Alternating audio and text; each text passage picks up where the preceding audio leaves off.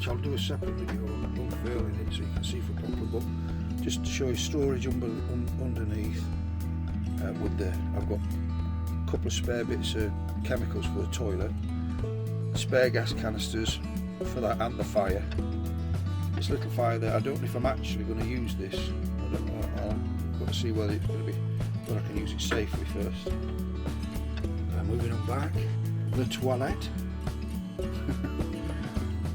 Porta potty from Thetford, fantastic, because it's high enough that I can transfer from my chair across properly. All I do is I unhook it, the bungees keep it in place, unhook the bungees, slide it out over here, put it over here.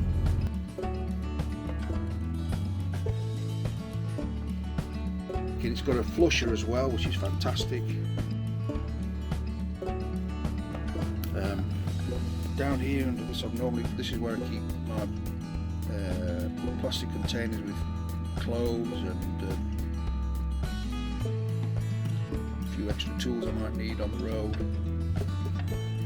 Really happy with these bungees from Halfords. I think they're not expensive. I think they're about 10 or 12 quid for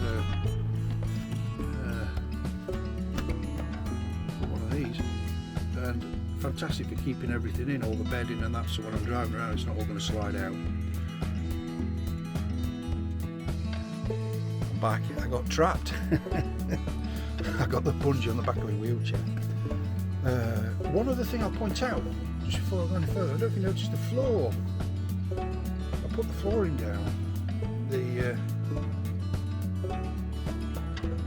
I got this from B&M. It was about, I think it was about £39 for a pack, and I think one pack did it for my van.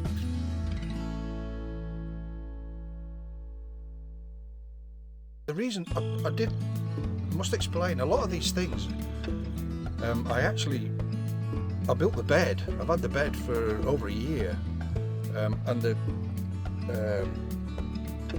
flooring down, because when you get the van, it comes with this. I'll show you down at the driver's arch there. See the blue carpet? That's all the way through the van. It's fantastic and it's warm, it's really insulated. But as you can see, even from here on the driver's side, it gets very dirty. I'll clean that before I set off. But it gets quite dirty. And what happened was I got fed up of having to, clean it up, because it's quite difficult. So by putting this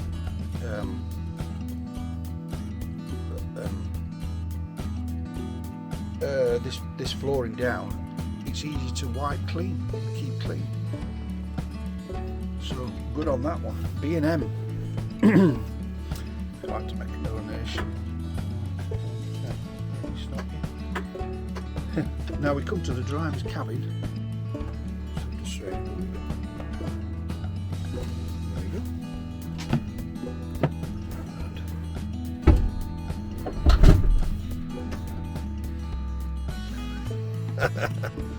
Bit of a roller coaster ride then. So when I get into my driver's cabin, look at that everybody.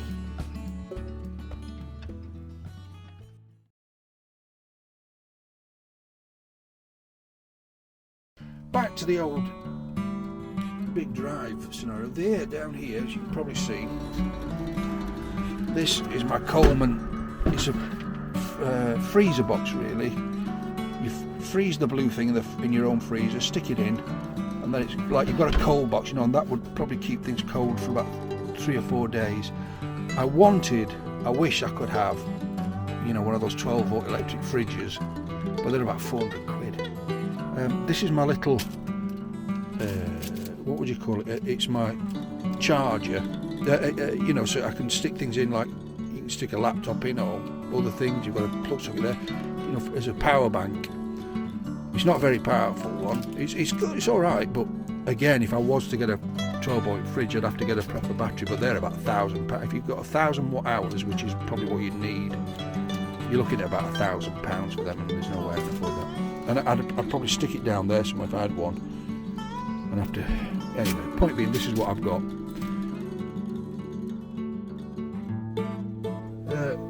I'll show you. This is me hand control that's in the video, as you can see, I'll give you this. It's called a Fadial or Fadial satellite accelerator. This is the wired version. You can get them that are wireless. You know, does it by radio waves, but I was a bit dubious about getting that because I thought, well, with all the soup in the atmosphere from all phones and everything, you don't know if something might interfere with it while you're driving on a motorway, and that's you done. So I got the wired version. Anyway, you've got your trigger guard there that accelerates the van. It's lightly sprung. It's gentle. It's easy to press. And this is a hard fixed part that you rest on the steering wheel.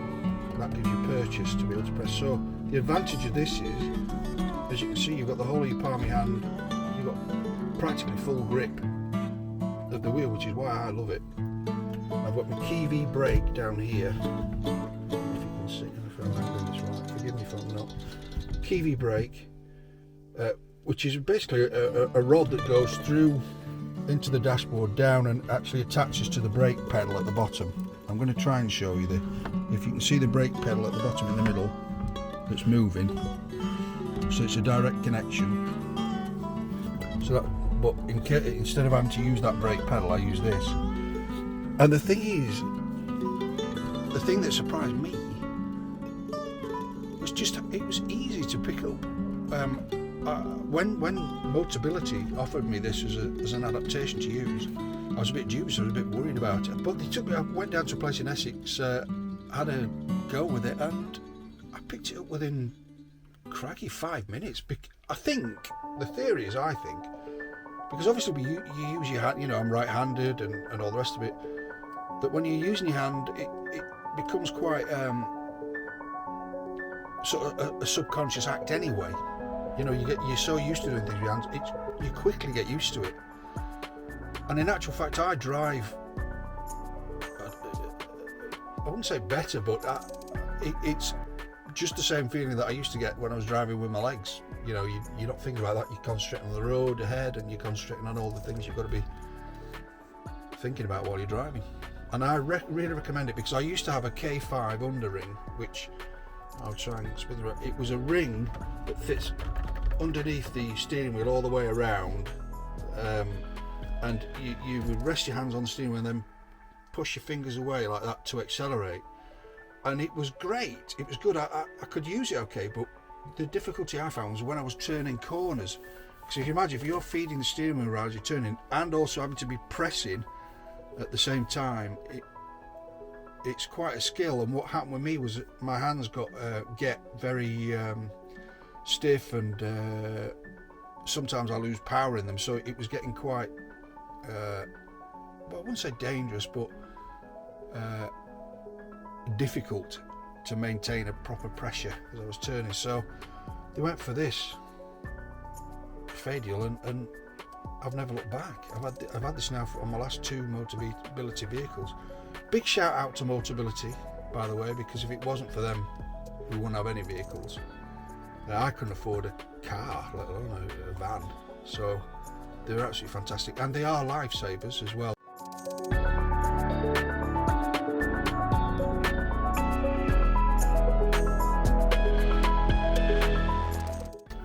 Plug in my charger. There we go. That's the charger for the wheelchair, so that when I'm driving I can top up the make sure I've got enough electricity. Down here I've got installed in here I got installed an inverter, a plug socket, and I just heard that turned it on. My charger is down there, and the lead comes up across the top of the cab and down the back here and into the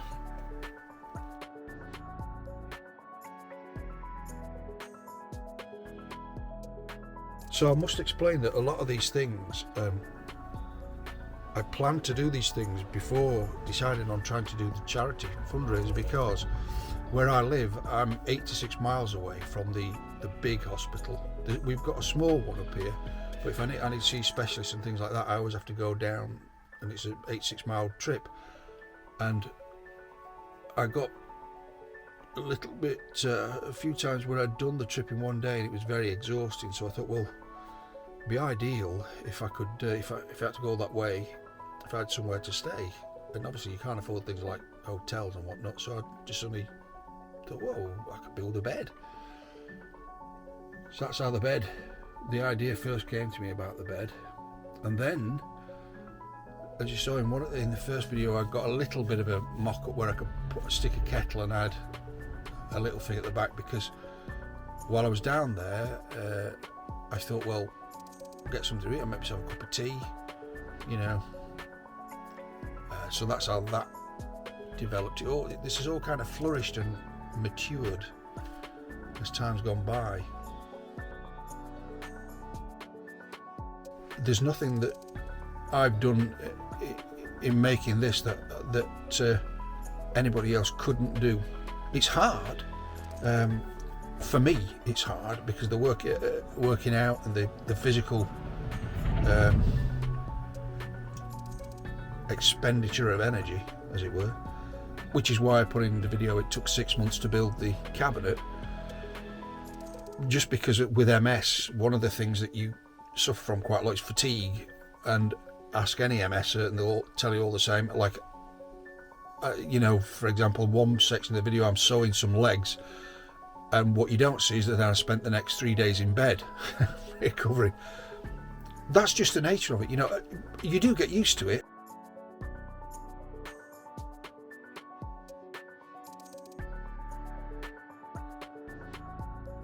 Anyway, I think there's hopefully enough there, and I'll see you in the next one. And thanks for stopping by.